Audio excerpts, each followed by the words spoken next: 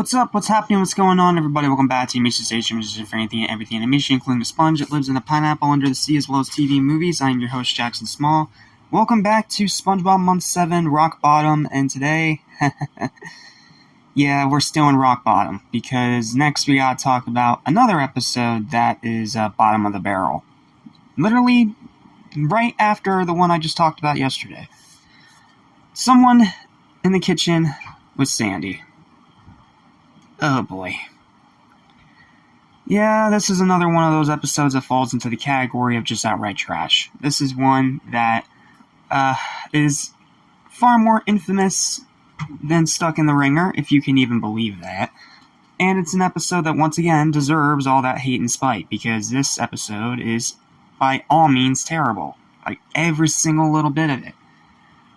However, thankfully, the episode we have to look at after this one is actually pretty good. And criminally underrated. So, let's just get the trash bag out of the way first, nice and quick. Then we can spend a little more time on the good episode.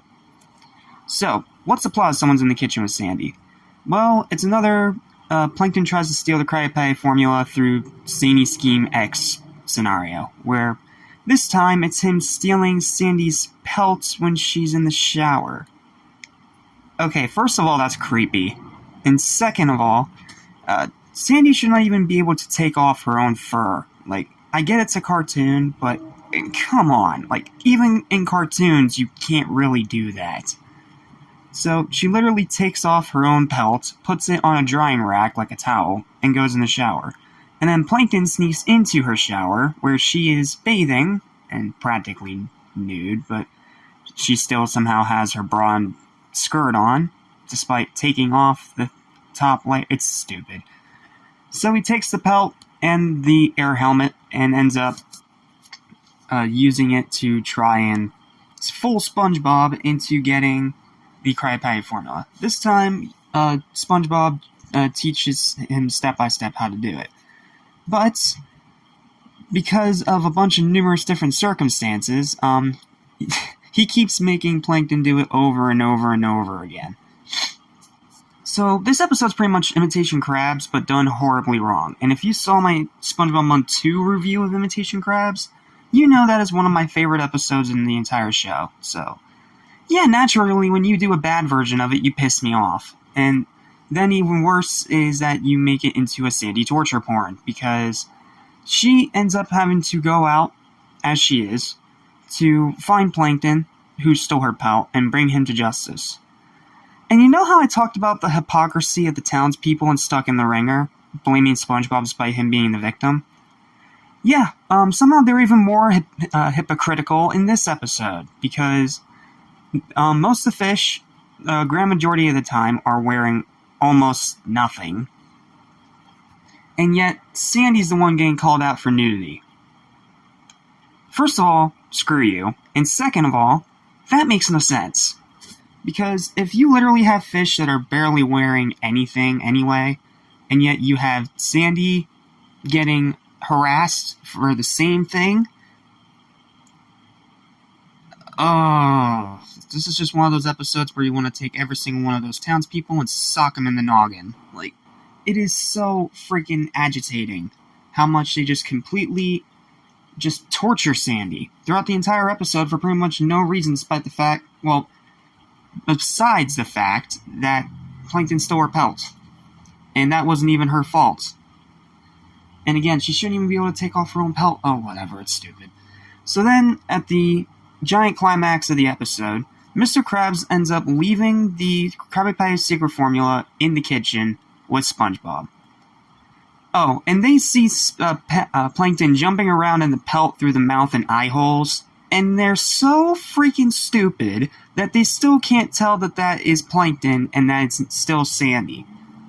What the actual fuck? Like, seriously. How stupid do you have to be as a character to see someone jumping around in the pelt of your friend and still think it's your friend? And then, after having to get forced to the sewer because she keeps getting harassed for being nude, again, hypocrisy on max here, she finally gets to the Krusty Krab, apprehends Plankton, and punishes him for what he did by putting him in a jar of pickle juice.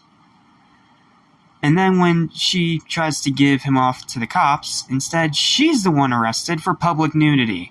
Meaning that she caught the bad guy, and yet she's the one that ultimately gets punished at the end of the episode. Screw all of this. Screw this episode for treating Sandy so poorly. Screw this episode for making SpongeBob and Mr. Krabs so stupid that they're even dumber than Patrick. And ultra screw this episode for doubling down on the hypocrisy of the last episode and somehow making it even worse. I'm done. Everyone's already talked about this episode to death. That's just my 2 cents. Final verdict for this episode is a damning and well-deserved 0 out of 10. One of the absolute worst episodes in SpongeBob, and may all those hypocritical town people rot in rock bottom.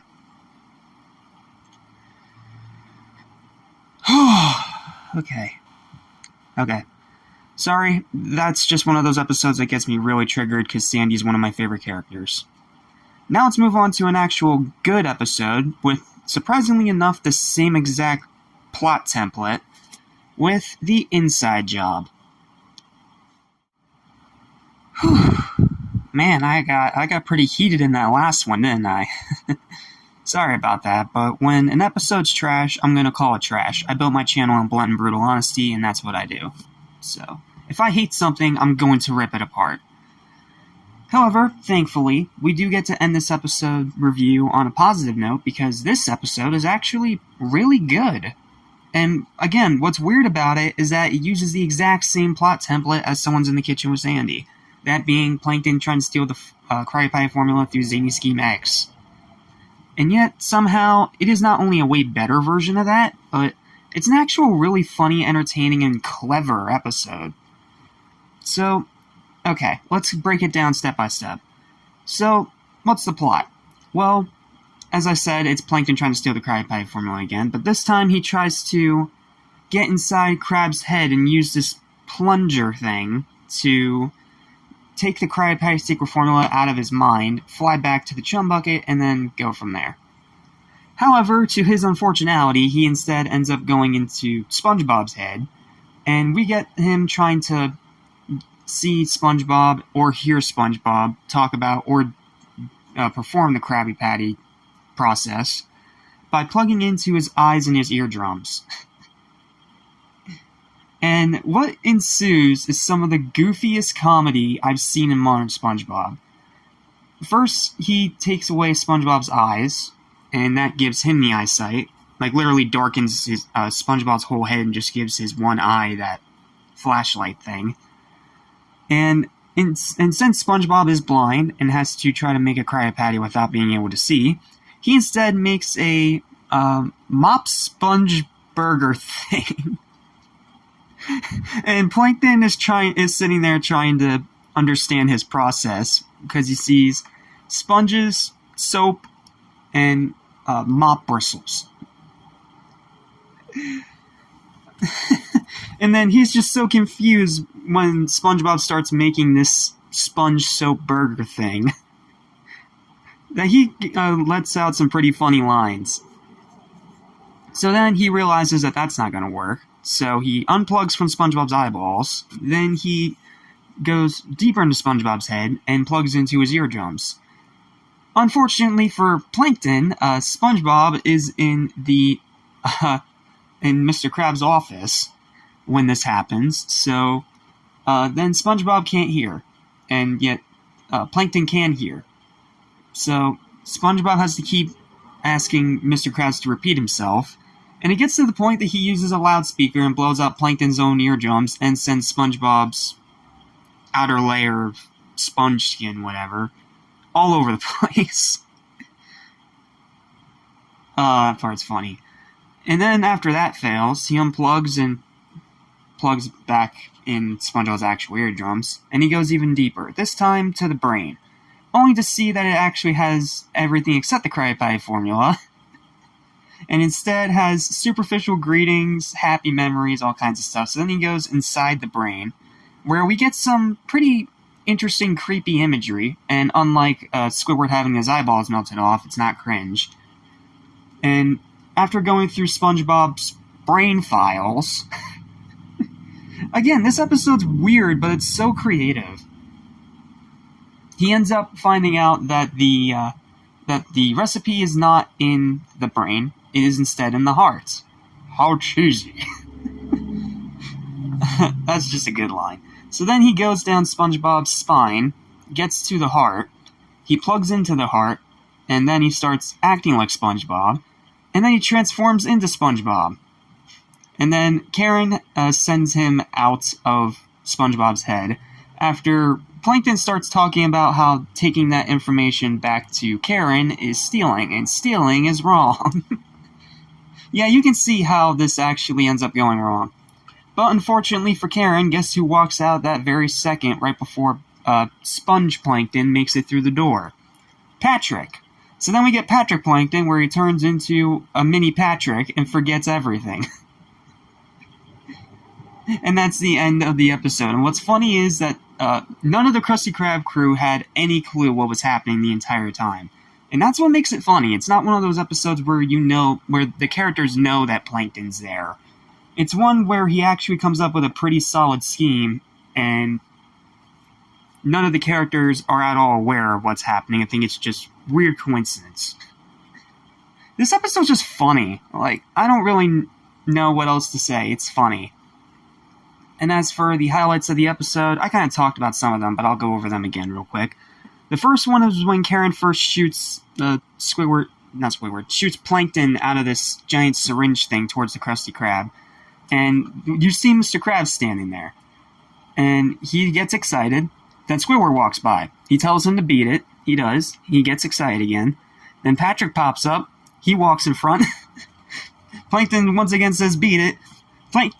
Patrick leaves, and then right when it looks like it's all gonna go well for Plankton because Krabs is still standing there, that is when SpongeBob pops out and reveals that crab stand there the whole time was a cardboard standee.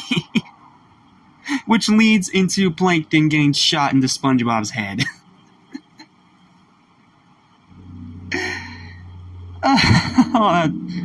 Great misdirection there. And then highlight number 2, it's the whole eardrum scene. Like, I love the Sponge Burger bit, but the whole thing with the eardrums is just my favorite of these two body mishap scenes. Especially, again, when Krabs pulls out the loudspeaker and just yells as loud as possible right into SpongeBob's hearing hole. Oh, that's funny. And then the final highlight for the episode for me is going to be, of course, the part where Plankton finds out that the Krabby Patty secret formula is in the heart. And him calling it how cheesy is just so corny, but it also kind of makes sense, because it's like, well, if he loves something like that so much, it wouldn't be in his brain. He would have it in his heart because it's what he loves to do. So, Plankton calling it cheesy, while corny, makes sense, and is a legitimately funny line. That's why it's my third highlight of the episode. Alright, and that is pretty much all I can say about the inside job. What else can I say? It's actually a really funny and very entertaining episode. Why is it not great? Well, because again, it's Plankton using the same old Krabby Patty formula template plot thing. Just a slightly different reasoning of it. But that's really just a minor complaint. Besides that, and some of the writing being hit or miss, the rest of this episode's actually really good.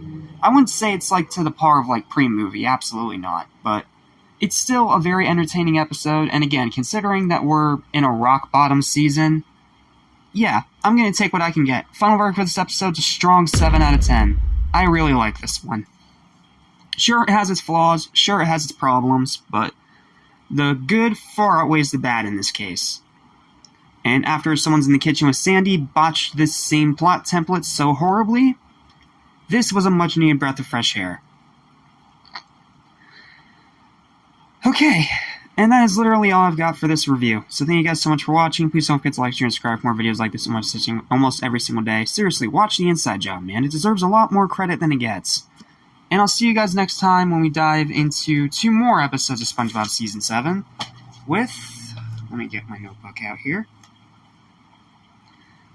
With the decent, greasy buffoons, and the bad, not trash, just bad, model sponge. Until then, thanks for watching. I'll see you in the next review. Stay spongy. Peace. Lesson how to forget. So listen and you won't regret. Be true to yourself, don't miss your chance, and you won't end up like the fool who ripped his pants.